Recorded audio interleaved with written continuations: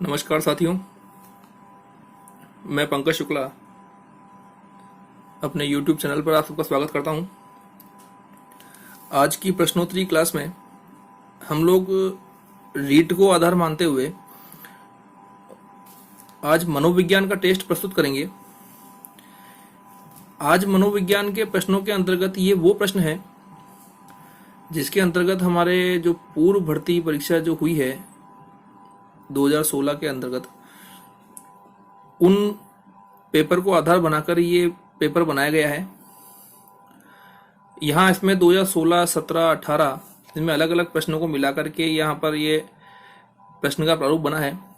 तो आप सभी इन प्रश्नों को देखें, 4 विकल्प हैं, इन्हें उत्तर निकालने का प्रयास करें। चलिए हम लोग पेपर स्टार्ट करते हैं।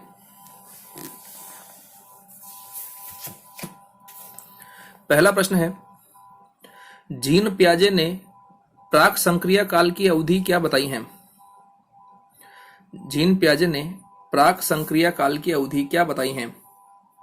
2 से 5, 2 से 7, 3 से 5, 3 से 7, बताइए। चलिए देखिए, यहां पर जीन पियाजे ने जो यहां वर्गीकरण किया है वो 4 रूप में किया है।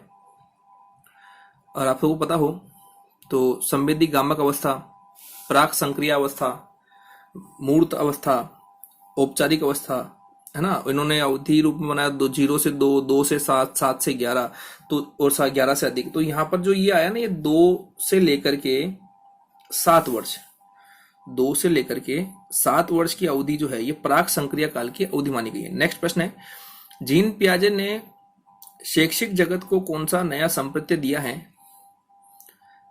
संज्ञानात्मक विज्ञान, स्कीमा, संतुलनीकरण और सभी। जीन पियाजे ने, देखिए, हाँ, आप लोग उत्तर अपने मन में सोचते जाइए। कारण क्या है कि हमारा उद्देश्य कम समय में अधिक से अधिक प्रश्नों को करना है, ठीक है ना। तो यहाँ पर जीन पियाजे ने संज्ञानात्मक विज्ञान, स्कीमा और संतुलनीकरण, इन तीनों को ही नया संप्रत्यय रूप में जोड़ा है। तो यहाँ पर ये जो सभी उपयुक्त सभी जो विकल्प आया है ये बिल्कुल सही है। नेक्स्ट है, किस उम्र में बालक भीड़ में अपनी मां को पहचान लेता है? किस उम्र में बालक भीड़ में अपनी मां को पहचान लेता है? 2 माह, 3 माह, 6 माह, 12 माह। यहां सही उत्तर होगा बी, 3 माह। 3 माह की अवस्था में बच्चा अपनी मां को भीड़ में पहचान लेता है। चलिए नेक्स्ट प्रश्न है, मैकडूगल ने मूल प्रवृत्तियों की कितनी संख्या बताई है? 4, 10, 14, 21, बताइए। मैकडूगल ने मूल प्रवृत्तियों की संख्या कितनी बताई है? तो मैकडूगल ने मूल प्रवृत्तियों की संख्या बताई है 14। कितनी बताई है? 14। ये दिखने में प्रश्न आपको सरल लग रहे हों, लेकिन ये प्रश्न का लेवल जो एग्जाम के अंदर आया था वो इसी रूप में आया है। नेक्स्ट प्रश्न है, व्यक्तिगत विभिन्नताओं के बारे में सर्वप्रथम किस मनोवैज्ञानिक ने अध्ययन किया है? गाल्टन, ड्रेवर, बर्ट या वाटसन? व्यक्तिगत विभिन्नताओं के बारे में किस मनोवैज्ञानिक ने अध्ययन किया है? तो इसका सही उत्तर है गाल्टन। हमारा सही उत्तर है गाल्टन। नेक्स्ट है, बाल अपराध मनोविज्ञान के जनक कौन माने गए हैं? गोडार्ड, लोम्ब्रेसो, रोजर्स या ग्लुक? यह हमारा सही उत्तर है लोम्ब्रेसो। बाल अपराध विज्ञान के जनक कौन माने गए हैं? लोम्ब्रेसो। स्किनर के अनुसार कितने प्रकार के उप पुनर्बलन का प्रयोग किया गया? 2, 4, 6, 8। स्किनर के अनुसार कितने प्रकार के उप पुनर्बलन का प्रयोग किया गया है? तो इसमें बी उत्तर सही है, यह है 4। नेक्स्ट, सीखने का सबसे बड़ा क्षेत्र कौन सा माना जाता है? सीखने का सबसे बड़ा क्षेत्र कौन सा माना जाता है? खेल का, शिक्षा का, बुद्धि का, अनुकरण का? बताइए। सीखने का सबसे बड़ा क्षेत्र शिक्षा का माना जाता है। किसका माना जाता है? शिक्षा का। निम्नलिखित में से जन्मजात प्रेरक नहीं है। मैकडूगल ने 14 संवेग बताए हैं। यहाँ पर कई प्रेरक जो हमारे आदत से बने होते हैं, कई हमारे जन्मजात बने होते हैं। तो जन्मजात प्रेरक नहीं है नींद, भूख, विश्राम, आदत। निम्नलिखित में से जन्मजात प्रेरक नहीं है, तो हमारा आदत विकल्प जो है ये हमारा जन्मजात नहीं है। बाकी जो 3 है, नींद, भूख और विश्राम, ये हमारा जन्मजात प्रेरक माना गया है। अभिप्रेरणा के क्षेत्रीय सिद्धांत के प्रतिपादक कौन माने गए हैं? वुडवर्थ, लेविन, मैस्लो या हल? लेविन का अर्थ यहाँ कुर्ट लेविन से है। अभिप्रेरणा के क्षेत्रीय सिद्धांत के प्रतिपादक हमारे माने गए कुर्ट लेविन या लेविन, ठीक है ना। व्यक्तित्व के मांग के सिद्धांत के प्रतिपादक कौन थे? व्यक्तित्व के मांग के सिद्धांत के प्रतिपादक कौन थे? तो मांग के सिद्धांत के शेल्डन है, मूरे हैं, केटल है, फ्रायड है। देखो फ्रायड जो है वो तो मनोविश्लेषणवादी माने गए हैं।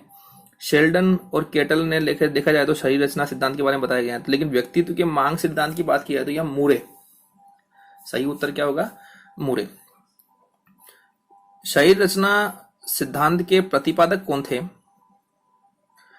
शरीर रचना सिद्धांत के प्रतिपादक कौन थे? शेल्डन, केचमर, मैकडूगल या फ्रायड? शेल्डन, केचमर, मैकडूगल या फ्रायड? अभी मैंने बताया था शेल्डन जो है ये शरीर रचना सिद्धांत के प्रतिपादक माने गए हैं, ठीक है ना।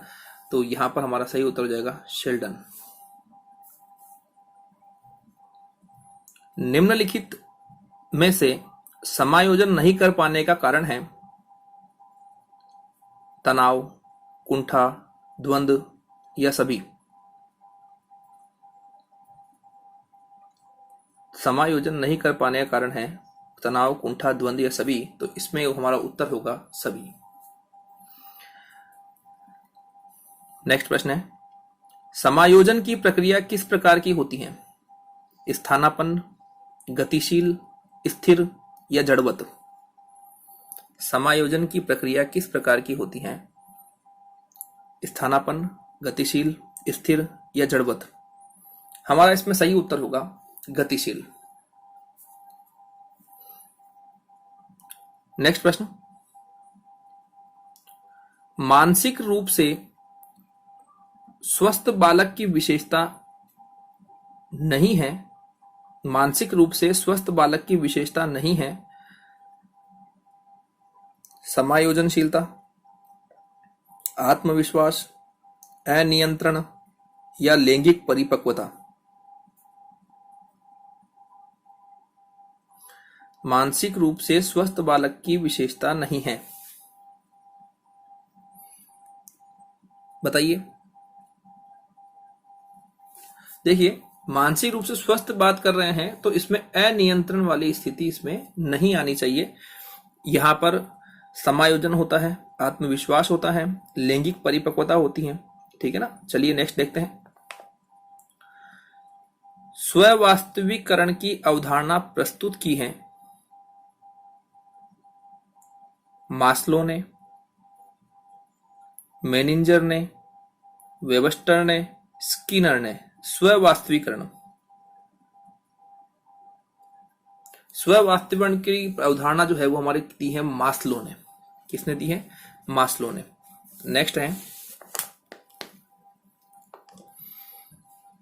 स्पीयरमैन द्वारा बताए गए बुद्धि के कारकों में कौन सा कारक नहीं है? देखो एक कारक, द्विकारक, बहुकारक।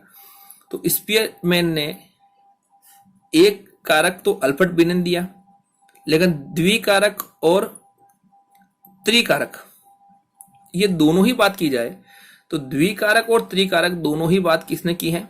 स्पीयरमैन ने की है। तो उन्होंने सामान्य भी माना है और विशिष्ट भी माना है, दोनों को भी स्वीकार किया है। यानी जी यानी जनरल, एस यानी स्पेशल, सामान्य विशिष्ट, सामान्य विशिष्ट, यानी इनको तो इन्होंने स्वीकार किया है। लेकिन यहां पर ये आर वाला विकल्प जो आ रहा है, ये डी, इसको इन्होंने स्वीकार नहीं किया है। नेक्स्ट, बुद्धि के क्रमिक विकास के सिद्धांत के जनक कौन है? बुद्धि के क्रमिक विकास के सिद्धांत के जनक हैं, बताइए। बर्ट व वर्नन, थर्स्टन व केली, स्टर्न या हेब?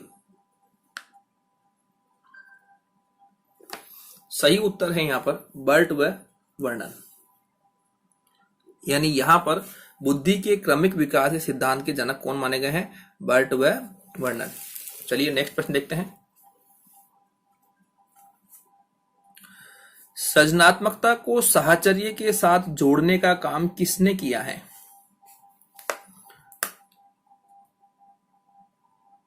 सृजनात्मकता को साहचर्य के साथ जोड़ने का काम किसने किया है? श्रीबोट, मैड्रिक, वर्दीमर या गिलफोर्ड? इसमें सही उत्तर है हमारा मैड्रिक। मैड्रिक ने यहां पर सृजनात्मकता को साहचर्य के साथ जोड़ने का काम किया है। उदात्तीकरण की अवधारणा का विकास किसने किया है? उदात्तीकरण की अवधारणा का विकास किसने किया है? ऑप्शन है फ्रेडरिक, फ्रायड, मैड्रिक या टॉरेंस। देखो, सृजनात्मकता को साहचर्य के साथ जोड़ने का काम मैड्रिक ने किया है और उदात्तीकरण की अवधारणा भी किसने दी है? तो मैड्रिक ने दी है। दोनों में उत्तर हमारा मैड्रिक होगा। किस उम्र में बालक अपने आप को अलग प्राणी समझने लगता है?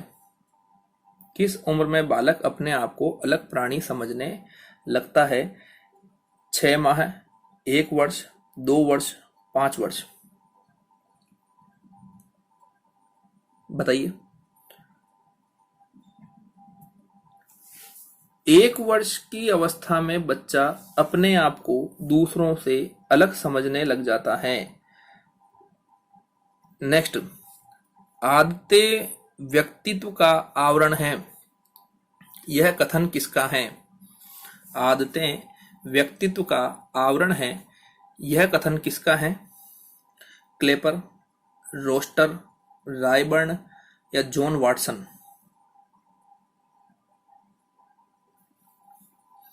आदतें व्यक्तित्व का आवरण है, यह परिभाषा देने वाले व्यक्ति हैं क्लेपर। चलिए नेक्स्ट, निम्नलिखित में से अधिगम की विशेषता नहीं है? अनुकूलन, उद्देश्यपूर्ण, सार्वभौमिकता या सामूहिकता?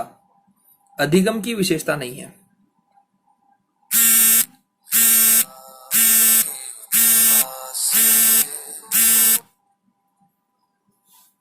बताइए। सामूहिकता जो है शब्द लिखा हुआ है, ये हमारा अधिगम की विशेषता नहीं है, ठीक है ना। यहां पर शिक्षण के जो अधिगम की विशेषता नहीं है, में अनुकूलन होता है, उद्देश्य होता है, सार्वभौमिकता होती है, लेकिन सामूहिकता इसमें विशेषता में नहीं आएगा। नेक्स्ट, शिक्षण के स्तरों की दृष्टि से शिक्षण का प्रकार नहीं है। शिक्षण के स्तरों की दृष्टि से शिक्षण का प्रकार नहीं है स्मृति स्तर, बोध स्तर, चिंतन स्तर, अभिव्यक्ति स्तर। स्मृति स्तर, अच्छा ध्यान रखना, ये शिक्षण के स्तरों की दृष्टि से शिक्षण का प्रकार नहीं है। देखो, स्मृति स्तर होता है, बोध स्तर होता है, चिंतन स्तर होता है, लेकिन अभिव्यक्ति स्तर यहां नहीं होता है। नेक्स्ट, परीक्षा में मुख्य रूप से परीक्षण किसका होता है? ज्ञानात्मक, भावात्मक, मनोप्रेरित या सभी का? मुख्य रूप से परीक्षा में किसको आधार बनाया जाता है? तो ध्यान रखना है कि परीक्षा में हमारे मुख्य रूप से जो परीक्षण होता है वो होता है ज्ञानात्मक पक्ष का। किसका होता है? ज्ञानात्मक पक्ष का होता है। चलिए, भारत के राष्ट्रपिता कौन थे? भारत के राष्ट्रपिता कौन थे? यह प्रश्न किस प्रकार का है? वस्तुनिष्ठ, विषयनिष्ठ, अति लघुतरात्मक या लघुतरात्मक? भारत के राष्ट्रपिता कौन थे? जब एक ही शब्द में उत्तर बताया जाता है या एक ही शब्द के अंदर उसका विकल्प रूप में प्रस्तुत होता है, तो वह हमारा वस्तुनिष्ठ श्रेणी का हमारा प्रश्न माना जाएगा। नेक्स्ट, क्रियात्मक अनुसंधान शिक्षा जगत में कब प्रतिष्ठित हुआ? क्रियात्मक अनुसंधान 1953 में, 1946 में, 1961 में या 1935 में? बताइए।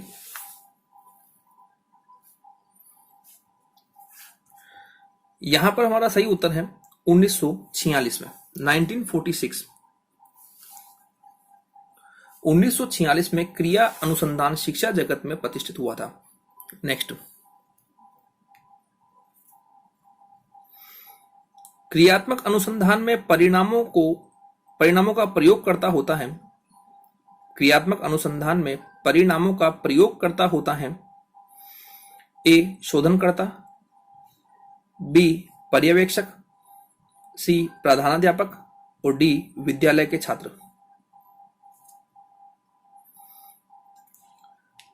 क्रियात्मक अनुसंधान में परिणामों का प्रयोगकर्ता होता है, इसमें सही उत्तर है हमारा शोधनकर्ता। क्या उत्तर होगा? शोधनकर्ता। नेक्स्ट, किसी मान्यता प्राप्त निजी विद्यालय के कुल बालकों का कितने प्रतिशत दुर्बल वर्ग के बालकों के लिए आरक्षित किया गया है? यानी आरटीई जो हम बात करते हैं, तो आरटीई में कितने परसेंट आरक्षित सीटें हैं? 50%, 35%, 25% या 10%? बताइए। आरक्षित में हमारे यहाँ 25% सीटें आरक्षित होती हैं, ये ध्यान रखना। ये नेक्स्ट, इस अधिनियम के अनुसार विद्यालय प्रबंध समिति में कितने प्रतिशत महिलाएं होगी? 25%, 33%, 50% या 75%? बताइए। यह आज का हमारा आखिरी प्रश्न होगा और 30 प्रश्न की हमने थोड़ा सा प्रारूप प्रस्तुत किया है। अगर 30 में से आपके 27, 28 तक भी या 25 तक भी सही होते हैं तो आप ये माने आप अच्छा प्रदर्शन कर रहे हैं, लेकिन इससे कम होते हैं मतलब हम कम चल रहा है हमारा ये, ठीक है ना। बताइए भाई। इसमें है प्रबंध समिति में 50%